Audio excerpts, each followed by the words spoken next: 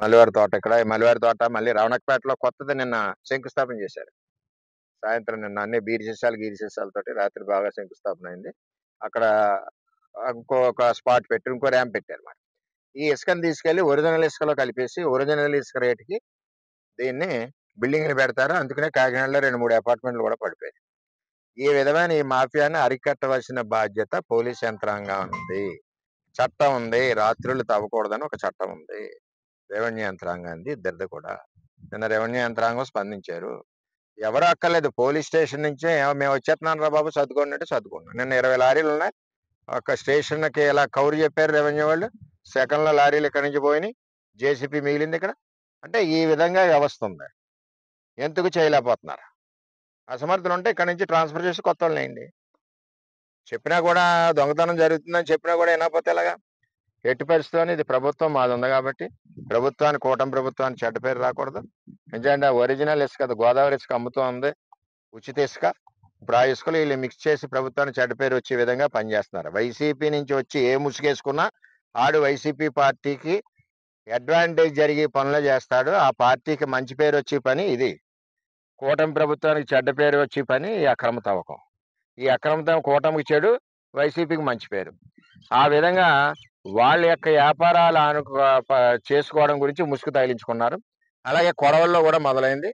YCP టైంలో, government టైంలో Telugu Desam, Janasena, BJP 3 నెలల ధర్నాలు చేశారు. అక్కడ టెంట్లు వేసుకుని చేసాం.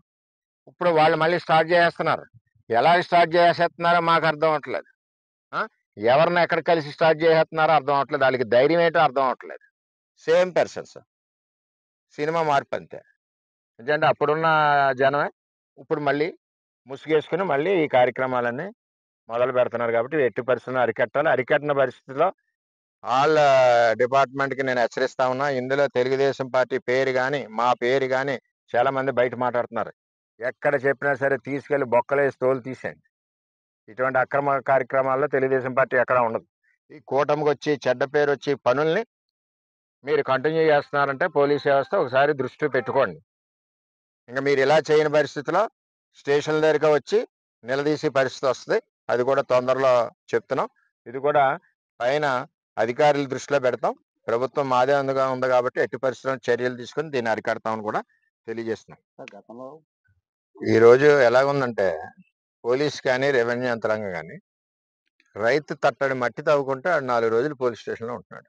అంత గట్టిగా పోలీసు వ్యవస్థ పనిచేస్తా ఉంది. ఇక్కడ ఇసుక మాఫియా గత 5 సంవత్సరాల నుంచి జరుగుతూ ఉంది. అందరికీ తెలుసది. మరలా ఇప్పుడు అదే మాఫియా పార్టీల్లో మార్పులు పార్టీల్లోకి వచ్చి కంటిన్యూ అయిపోతున్నారు. దీనివల్ల ఏమవుతుందంటే కూటమి ప్రభుత్వానికి చెడ్డ పేరు వస్తుంది. ముఖ్యంగా పిఠాపురం నియోజకవర్గంలో ఒకే ఒక్క చెరువు తవ్వాలి, అది కూడా బట్టీల కోసం అని చెప్పి పవన్ కళ్యాణ్ గారు పర్మిషన్ ఇచ్చింది ఒకే ఒక చెరువుకి.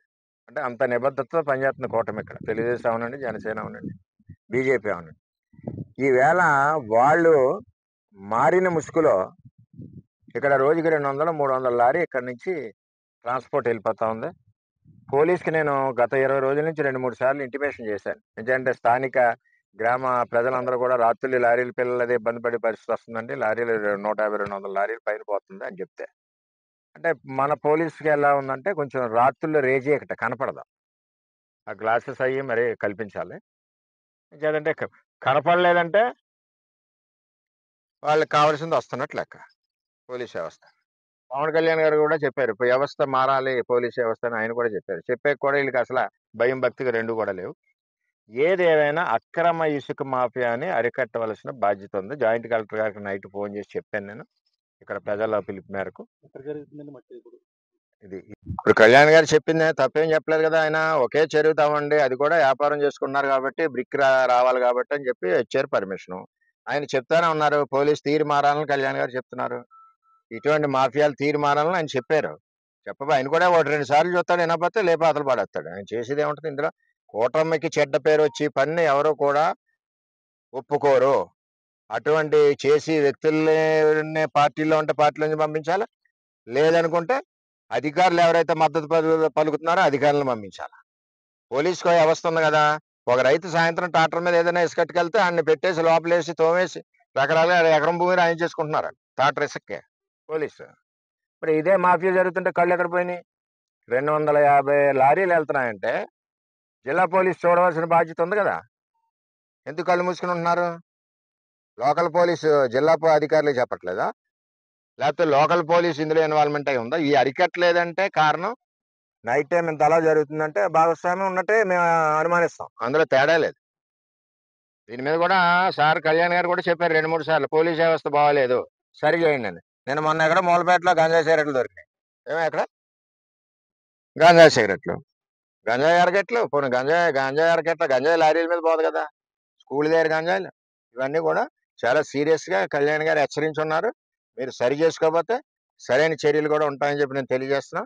ఇది కూడా కూటమి ప్రభుత్వం అక్రమ వ్యాపారాలకు వ్యతిరేకం. ఇది మంచి ప్రభుత్వం. ఈ ప్రభుత్వానికి చెడ్డ పేరు వచ్చి పనులు ఎవరు చేసినా క్షమించేది లేదు. అది అధికారులు అవ్వచ్చు, మా నాయకులు అవ్వచ్చు, ఇంకో నాయకులు అవ్వచ్చు. ఇక్కడ వచ్చి తిరిగి వాళ్ళందరూ కూడా వీడియో క్లిప్పింగ్స్ తో సహా ఉన్నాయి. త్వరలోనే బయట పెడతాం అవసరం వచ్చినప్పుడు. గాంజాలో దొరికిన యువకులను కూడా బైండ్ ఓవర్ కేసు పెట్టి మొమాన్ని దించేసేస్తారు పోలీస్ వ్యవస్థ కూడా. దాని మీద పూర్తి చర్యలు పోలీస్ వ్యవస్థని నేను అనక్కర్లేదండి, పవన్ కళ్యాణ్ గారే చెప్పారు. వాళ్ళకి సిగ్గుండాల. నేను అంతకంటే ఏం చెప్తాం. ఇప్పుడు చూస్తాడు ఆయన, ఇంకో 2-3 విషయాలు చూస్తారు, 4 విషయం ప్రక్షాళన చేసేస్తారు.